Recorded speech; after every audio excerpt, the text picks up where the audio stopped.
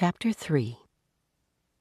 "She is called the Queen Mary," said Abeline's father, "and you and your mamma and I shall sail on her all the way to London." "What about Pellegrina?" said Abeline. "I will not go," said Pellegrina. "I will stay." Edward, of course, was not listening.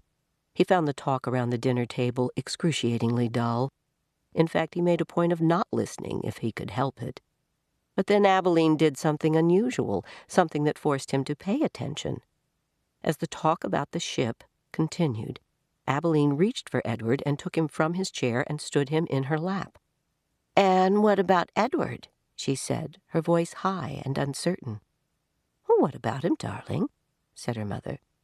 "Will Edward be sailing on the Queen Mary with us?"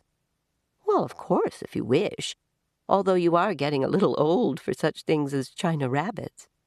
"Nonsense," said Abeline's father jovially. "Who would protect Abeline if Edward was not there?"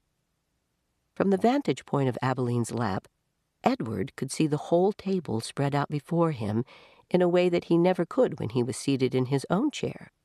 He looked upon the glittering array of silverware and glasses and plates.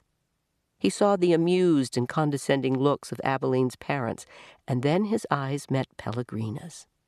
She was looking at him in the way a hawk, hanging lazily in the air, might study a mouse on the ground. Perhaps the rabbit fur on Edward's ears and tail and the whiskers on his nose had some dim memory of being hunted, for a shiver went through him. "Yes," said Pellegrina without taking her eyes off Edward. "Who would watch over Abeline if the rabbit were not there?" That night, when Abeline asked, as she did every night, if there would be a story, Pellegrina said, "Tonight, lady, there will be a story."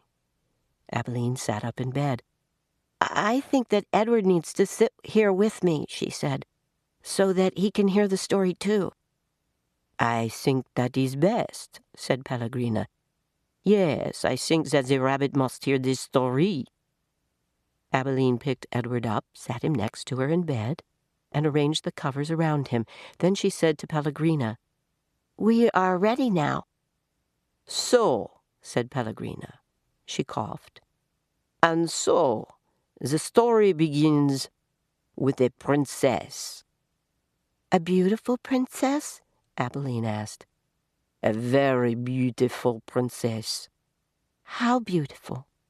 "You must listen," said Pellegrina. "It is all in the story."